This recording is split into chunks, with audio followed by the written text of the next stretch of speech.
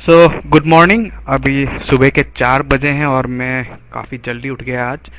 तो मैंने एक प्रेजेंटेशन बनाया है व्हाट इज़ नॉर्मलाइजेशन या फिर नॉर्मलाइजेशन के ऊपर। और इसको सबमिट करने से पहले मैंने सोचा क्यों ना इसको यूट्यूब में अपलोड किया जाए ताकि रिव्यू लिया जाए, फीडबैक लिया जाए। सो प्लीज़ रिव्यू कीजिए, फीडबैक दीजिए और अगर कुछ गलती किया है तो प्लीज़ पॉइंट आउट कीजिए। और प्लीज़ आपके सपोर्ट, अगर आपका सपोर्ट मिले तो फ्यूचर में और भी कुछ वीडियो हिंदी में अपलोड करने का कोशिश करूँगा। सो व्हाट इज़ नॉर्मलाइजेशन और इसको क्यों यूज़ किया जाता है। नॉर्मलाइजेशन कितने टाइप्स के होते हैं? एक्चुअली 6 टाइप्स ऑफ नॉर्मलाइजेशन होते हैं, पर हम मेनली 4 के साथ ही डील किया जाता है और हम लोग आज 4 टाइप्स ऑफ नॉर्मलाइजेशन ही सीखेंगे। सो नॉर्मलाइजेशन डेटाबेस में यूज़ किया जाता है, RDBMS में, रिलेशनल डेटाबेस में यूज़ किया जाता है ताकि डेटा रिडंडेंसी को रोका जाए। तो what is data redundancy? Data redundancy means data duplicacy. Data duplicacy को रोकने के लिए हम नॉर्मलाइजेशन का इस्तेमाल करते हैं। और भी फीचर्स हैं नॉर्मलाइजेशन को क्यों यूज़ करते हैं, पर हम इसको सिंपली डेटा रिडंडेंसी तक ही कॉन्फाइन रखेंगे। और लॉस ऑफ इंफॉर्मेशन नहीं होना चाहिए। अगर हम जो भी कर रहे हैं, हम इंफॉर्मेशन को लॉस नहीं करना चाहते और स्पेस, डेटाबेस के स्पेस को सेव करने के लिए हम नॉर्मलाइजेशन को यूज़ कर रहे हैं। सो इसके लिए हम एक टेबल कंस्ट्रक्ट करेंगे जिसमें डिफरेंट एट्रीब्यूट्स और कॉलम होंगे, जैसे name, course, phone number, major, इस तरह किस कोर्स में मेजर ले रहे हैं, मैथमेटिक्स, फिजिक्स, केमिस्ट्री, और प्रोफेसर कौन उस सब्जेक्ट को पढ़ा रहे हैं, क्या ग्रेड है उस स्टूडेंट का, और स्टूडेंट टेबल है। सो ये हम लोग का स्टूडेंट टेबल है और name, course, phone number, major, professor, grade. So primary key, primary key अगर हम बेसिकली देखें तो स्कूल में जिस तरह से रोल नंबर होते हैं और यूनिकली हर स्टूडेंट को डिफाइन करता है, सो प्राइमरी की एक टेबल में यूनिकली हर रो को डिफाइन करता है।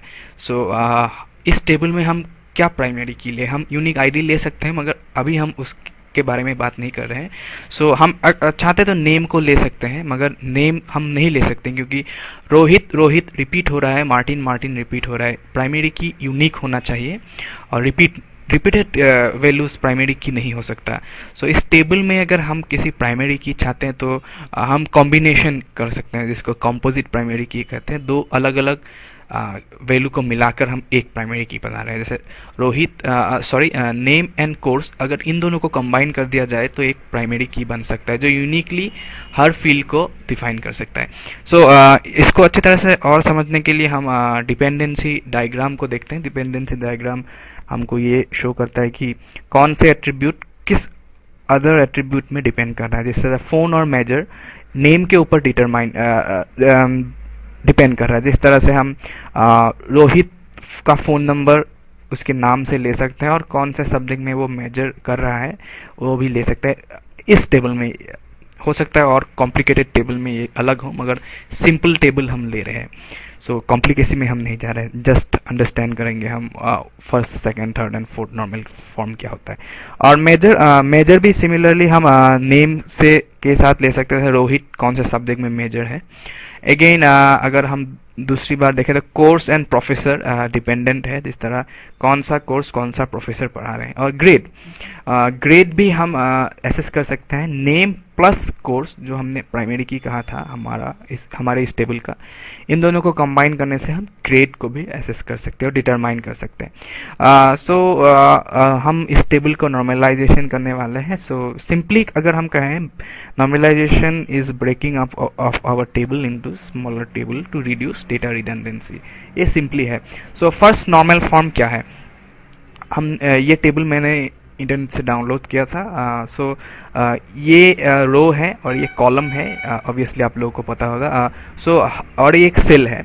सो फर्स्ट नॉर्मल फॉर्म ये स्टेट करता है कि हर सेल में एक ही वैल्यू होना चाहिए और तभी ये फर्स्ट नॉर्मल फॉर्म में होगा।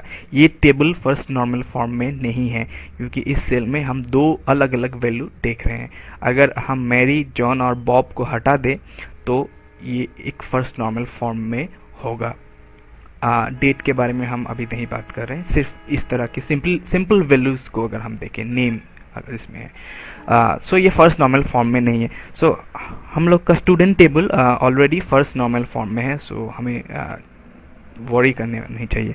सो सेकेंड नॉर्मल फॉर्म क्या है, ये डेफिनेशन है सेकेंड नॉर्मल फॉर्म का। जिस तरह हमारे स्टूडेंट टेबल में नेम एंड कोर्स प्राइमरी की था, जो ये सेकेंड पॉइंट आप देख सकते हैं। सपोज ये नेम है और ये कोर्स है, इन दोनों को मिलाकर हम प्राइमरी की बना रहे हैं। मगर ऐसा भी हो सकता है किसी टेबल में एक ही प्राइमरी की है, सपोज नेम यूनिक है, और तो वही प्राइमरी की हम रख सकते हैं। तो एक किसी भी टेबल को सेकेंड नॉर्मल फॉर्म में होने के लिए अगर उसका एक ही वैल्यू प्राइमरी की है, तो ऑल अदर एट्रीब्यूट को कंप्लीटली उसी की में डिपेंड करना होगा। सपोज हम इन तीनों में से किसी वैल्यू को एसेस कर सकते हैं या फिर डिटरमाइन कर सकते हैं थ्रू दिस प्राइमरी की। ऐसा नहीं कि हम इस बीच वाले वैल्यू को इस साइड वाले से भी एसेस कर सकते हैं, ऐसा होना नहीं चाहिए। कंप्लीट ये सभी को प्राइमरी की में डिपेंड करना होगा, फंक्शनली डिपेंड करना होगा। और अगर कंपोजिट प्राइमरी की है देन अगेन सेम थिंग, थोड़ा अलग होता है कि सभी अदर फील्ड्स को दोनों की के ऊपर डिपेंड करना होगा। ऐसा नहीं कि पार्ट ऑफ द की में डिपेंड कर रहा है। सपोज ये एट्रीब्यूट को हम एक की के पार्ट से ही डिटरमाइन कर सकते हैं, ऐसा नहीं होगा। इन दोनों को ज्वाइन करने से ही हम इसको डिटरमाइन कर सकते हैं, इसको या फिर इसको। ऐसा नहीं कि सिर्फ इसी पार्ट से हम इसको डिटरमाइन कर सकते हैं और दोनों को मिलाकर भी कर सकते हैं, ऐसा नहीं होना चाहिए। सिर्फ दोनों को मिलाकर ही बाकी सबको हम डिटरमाइन कर सकते हैं। सो ये कंडीशन है सेकेंड नॉर्मल फॉर्म का।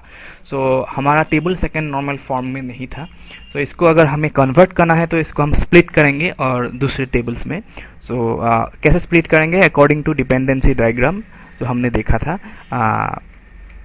सो हम 3 टेबल बनाएंगे। एक टेबल में होगा नेम, फोन एंड मेजर, एक में होगा कोर्स प्रोफेसर एंड दूसरे में होगा नेम, कोर्स, ग्रेड। इसीलिए हमने डिपेंडेंसी डायग्राम बनाया था।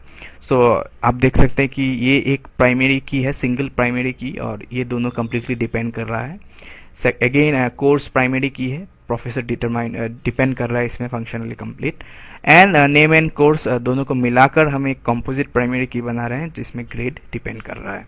सो ये टेबुलर रिप्रेजेंटेशन हमारा सेकेंड नॉर्मल फॉर्म में है। काफ़ी टाइम नहीं है अभी, ख़त्म होने का है, और नया थर्ड एंड फोर्थ मैं स्टार्ट नहीं करूँगा, नेक्स्ट वीडियो में करूँगा। सो प्लीज़ कमेंट कीजिए इस वीडियो में कि आपको कैसा लगा, क्योंकि इन कॉन्सेप्ट को जानने के लिए मैंने बहुत सिंपली जानने के लिए, कॉम्प्लिकेट वे में नहीं, सिंपली इसको अंडरस्टैंड करने के लिए बहुत प्रॉब्लम्स फेस किए थे। इसीलिए मैंने इस वीडियो को अपलोड किया यूट्यूब में, ताकि अगर आप नॉर्मलाइजेशन को कॉम्प्लिकेटेड समझ रहे हैं और सिंपली आप उसके डेफिनेशन को समझना चाहते हैं, तो आप इस वीडियो को इस्तेमाल कर सके। सो प्लीज़ कमेंट कीजिए, रिव्यू कीजिए, और अगर आपको अच्छा लगे मेरा ये वीडियो सीरीज़ जो सिर्फ नॉर्मलाइजेशन के ऊपर है, तो आगे चल के हम और भी वीडियोस अपलोड करेंगे। So please thank you.